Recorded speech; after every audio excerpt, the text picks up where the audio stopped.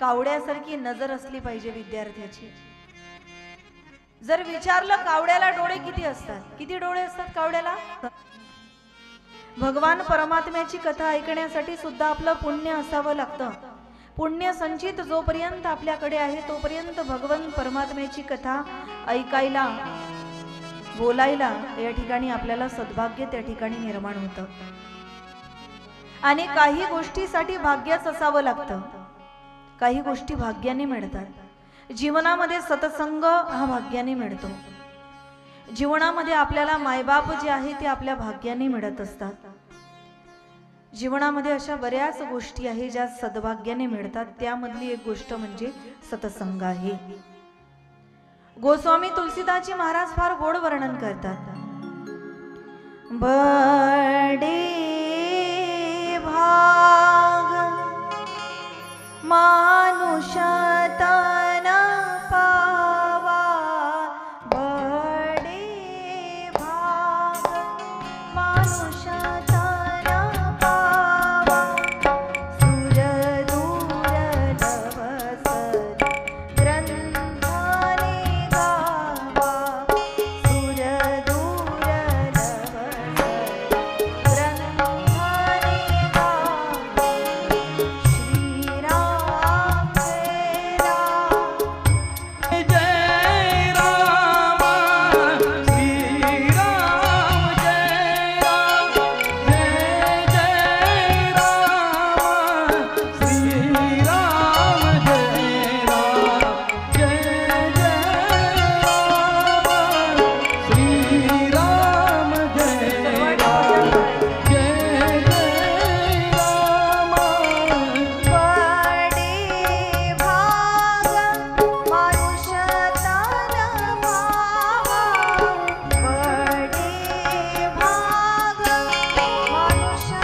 श्रीराम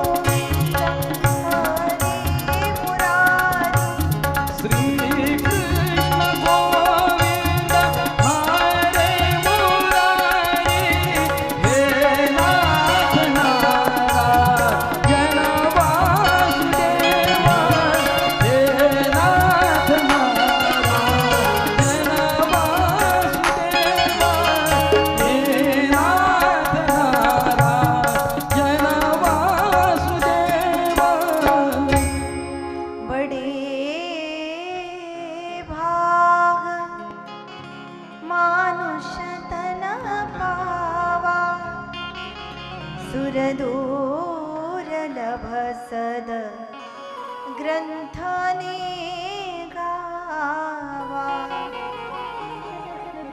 मोठं भाग्य आहे मानवाचा जन्म मिळाला. आपण जर जनावर झालो असतो तर इथं आलो असतो का? बडे भाग मानुष तन पावा, सुरदुर्लभ सदग्रंथने गावा. मानवाचा जन्म या ठिकाणी मिळाला म्हणूनच भगवान परमात्म्याची कथा ऐकण्याची आपण अधिकारी झालो. जिज्ञासा असली पाहिजे कथा ऐकण्याची. आणि जिज्ञासा ज्या वेळेला निर्माण होते ना, बघा सर्व शास्त्र पुराण ही जी निर्माण झालेली आहे प्रश्न उत्तरातून निर्माण झाली. एकाने प्रश्न विचारावा आणि दुसऱ्याने सांगावा, त्यातूनच ग्रंथाची निर्मिती झाली. बघा विद्यार्थ्याने जो गुरुजीला प्रश्न विचारलेला असतो त्याला म्हणायचं जिज्ञासा वृत्ती. ज्या वेळेला गुरुजी विद्यार्थ्याला प्रश्न विचारतात त्याला म्हणायचं परीक्षा वृत्ती. यामध्ये महत्वाचा विषय हा आहे, ज्या विद्यार्थ्याला पूर्ण विषय समजला तो विद्यार्थी प्रश्न विचारत नाही. ज्या विद्यार्थ्याला काहीही समजलं नाही त्याचा तर प्रश्नच नाही. आणि ज्या विद्यार्थ्याला अर्धा विषय समजला आणि अर्धा विषय समजायचा बाकी आहे असा जो विद्यार्थी गुरुजीला प्रश्न विचारतो ना त्याला म्हणायचं जिज्ञासा वृत्ती. आणि विद्यार्थ्याचे काही 5 लक्षणं शास्त्राने सांगितलेले आहे. काकचेष्टा बक ध्यान श्वान निद्रा तथैव च अल्पाहारो गृहत्यागो विद्यार्थी पंचलक्षणम। काकचेष्टा, कावड्यासारखी नजर असली पाहिजे विद्यार्थ्याची। जर विचारलं कावड्याला डोळे किती असतात, किती डोळे असतात कावड्याला? बोला बोला। कावड्याला 2, 4, 6 काहीतरी असेल ना आकडा। किती डोळे असतात? कावड्याला एकच डोळा असतो, लक्षात घ्या। परंतु आजपर्यंत लोकांना कळालं नाही की कावड्याला डोळे किती असतात। कारण रामायणामध्ये ती कथा येते, ज्या वेळेला इंद्राचा पुत्र जयंत त्याने कावड्याचं रूप धारण केलं आणि सीतामाईच्या चरणावरती चोचेने प्रहार केला ना, त्यावेळेला सीतामाईच्या पायातून भाळभाळ रक्त व्हायला लागलेलं होतं। अशा वेळेला रामप्रभूला राग आला आणि रामप्रभूने काय केलं, एक त्या ठिकाणी काडी सोडलेली आहे अभिसंधान करून, अनुसंधान करून, आणि ज्या वेळेला ते तृण सोडलेलं आहे त्यावेळेला त्याने एक डोळा कावड्याचा त्या ठिकाणी गेला। का? कारण या जगाकडे एका दृष्टीने बघ हे सांगायचं होतं प्रभूला, म्हणून भगवान प्रभू श्री रामचंद्रजींनी कावडा एका दृष्टीचा केला। म्हणून आजपर्यंत जगाला अजूनही कळालं नाही कावड्याला 2 डोळे की कावड्याला 1 डोळा आहे, कावडा एका डोळ्याचा केला। म्हणून पहिलं हे लक्षण विद्यार्थ्यामध्ये असायला पाहिजे, काकचेष्टा, कावड्यासारखी नजर असली पाहिजे विद्यार्थ्याची। बगड्यासारखं ध्यान असायला पाहिजे। बगडा बघा पाण्यामध्ये उभा असतो, डोळे बंद केलेले असतात, पांढरा शुभ्र त्याचा अवतार त्या ठिकाणी असतो। ज्या वेळेला मासे हळूहळू जवळ येतात, मास्याला वाटतं हा ध्यान करत बसलेला आहे, पण तो ध्यान करत नसतो, तो मासा जवळ येण्याची वाट बघत असतो। जसा मासा जवळ आला की झाप टाकतो आणि त्या मास्याला गिळून खाऊन टाकतो। तशी विद्यार्थ्याचं तसं ध्यान असलं पाहिजे, बकत ध्यानम। ज्या वेळेला कथा कीर्तन आपण ऐकत असताना एखादा महत्वाचा विषय जर त्या ठिकाणी आला तर जसा बगड्याने झाप टाकून तो गिळून घेतला तसा तो विषय आपल्याला गिळून घेता आला पाहिजे, मनामध्ये साठवता आला पाहिजे। म्हणजे बगड्यासारखं ध्यान असायला पाहिजे। काकचेष्टा बकत ध्यानम। तिसरा गुण सांगितलेला आहे श्वान निद्रा। श्वान म्हणजे कुत्रा, निद्रा म्हणजे झोप। आपली झोप कुत्र्यासारखी असायला पाहिजे असं मी म्हणत नाही, शास्त्र सांगतं। काही लोकांची झोप अशी आहे महाराज, रात्रभर एसीच्या रूम मध्ये गोळ्या झोपीच्या खाऊन खाऊन त्यांना झोप येत नाही, पण कथेमध्ये आल्या आल्या झोप लागते।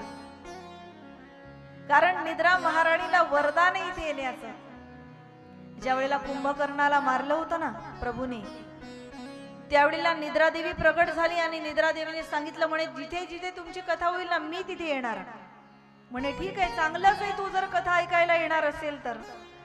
निद्रा महाराणी म्हटली मी कथा ऐकायला येणार नाही, जो कथा ऐकेल त्याच्या मानगुटीवर बसायला येईल, म्हणून तुम्हाला अशा ढुलक्या लागतात। एसीच्या रूम मध्ये गोळ्या खाऊन झोप येत नाही, पण इथे काही न करता झोप येते।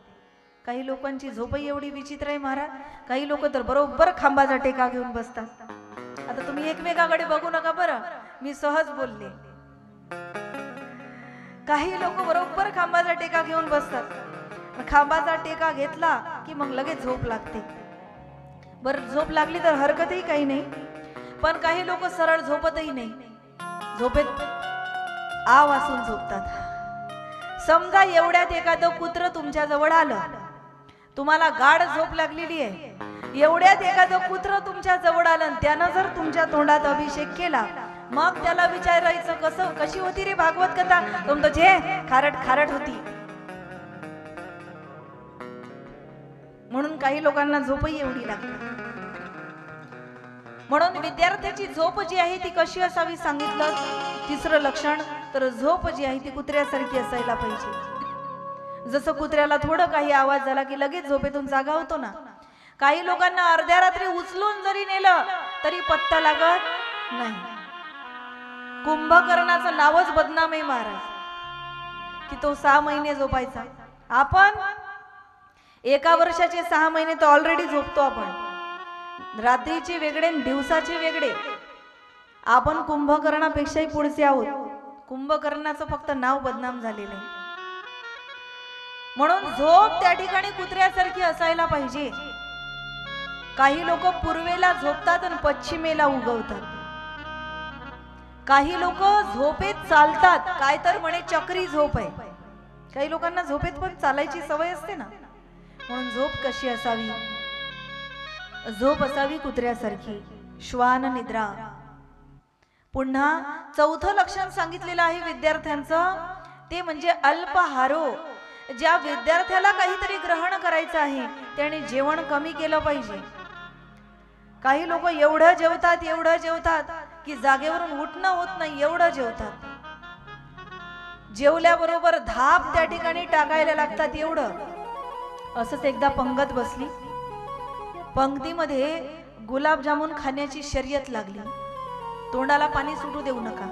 सुटलं असेल तर तुमच्या घरी बनवा ना, आम्हाला पण जेवायला बोलवा. गुलाबजामुनची शर्यत लागली. याने 2 खाल्ले, त्याने 4, याने 8, त्याने 16, त्याने 32 खाऊन थकून गेला. परंतु त्याच्या बाजूचा होता ना, त्याने 35 गुलाबजामुन खाल्ले. मंडळाचे कार्यकर्ते शॉल, श्रीफळ, नारळ सत्कार करायलाच त्या ठिकाणी घेऊन आले, हार बुक्का सगळं. आणि आता याचा सन्मान करणार. तो म्हटला सन्मान करायची काही गरज नाही, मी आणखी खाणार होतो. 35 खाल्ल्यावर बरं मी आणखी खाणार होतो, पण सध्या एवढे गुलाबजामुन खाल्लेले आहे, नरड्यात जर बोट घातलं तर गुलाबजामुन बाहेर निघेल. एवढे गुलाबजामुन खाल्लेले. आता खाल्ले तर खरं याने, पण याच्याकडून उठणंही होईना महाराज. आता काय करावं? गावातल्या डॉक्टर साहेबांना बोलवलं. डॉक्टर साहेबांनी याच्या हातावरती 3 लहान गोळ्या दिल्या. म्हणे या 3 गोळ्या तुम्ही घ्या. या गोळ्या जर तुम्ही घेतल्या ना तर तुम्हाला हलकं वाटायला लागेल, कमीत कमी घरापर्यंत चालत तरी जाऊ शकाल. म्हटलं कमालच करता डॉक्टर साहेब तुम्ही. या 3 गोळ्यांना जर माझ्या पोटात जागा असती तर याच्या मोबदल्यात 1 गुलाबजामुन नसता का खाल्ला मी?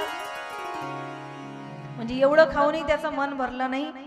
पण विद्यार्थ्याच्या जीवनामध्ये अल्प आहार असला पाहिजे, कारण जो जास्त जेवण करतो त्याला झोप जास्त त्या ठिकाणी येते. म्हणून अल्पाहारो हे 4थं लक्षण या ठिकाणी सांगितलं विद्यार्थ्यांच्यासाठी. आणि 5वं लक्षण सांगितलं गृहत्यागो. विद्यार्जन करायचं असेल, विद्या संपन्न करायची असेल, प्राप्त करायचं असेल, घराचा त्याग करावा लागतो. जसं तुम्हाला कथा कीर्तन ऐकण्यासाठी स्वतःचं घर सोडून या पेंडॉलमध्ये येऊन बसावं लागतं, त्याशिवाय हा हरिनामाचं ही जी ज्ञानगंगा आहे यामध्ये आपल्याला न्हाता येत नाही. म्हणून 5वं लक्षण जे सांगितलेलं आहे गृहत्यागो. काही शिकायचं असेल, मोठं व्हायचं असेल, स्वतःचा घराचा त्याग करावा लागतो आणि एखाद्या गुरुकुलामध्ये, एखाद्या सत्संगामध्ये त्या ठिकाणी जाऊन बसावं लागतं. म्हणून अशा प्रकारचे हे 5 विद्यार्थ्याचे लक्षणं जे आहेत ते शास्त्राने या ठिकाणी सांगितलेले आहे. काकचेष्टा, बकध्यानम, श्वान निद्रा, तथैव च अल्पहारो, गृहत्यागो, विद्यार्थी पंचलक्षणम. इथे जी भरलेली आहे ही आपली हरिनामाची शाळाच आहे महाराज. सत्संग चाललेला आहे आणि हा सत्संग चाललेला असताना बाकीच्यांना नाही, आपल्या इंद्रियाला आपल्याला सूचना करायची, आपल्या मनाला आपल्याला पुन्हा पुन्हा सांगायचंय. सुमिरन करले मेरे मना, सुमिरन करले मेरे मना, बीते उमर हरे राम बिना. सुमिरन करले मेरे मना,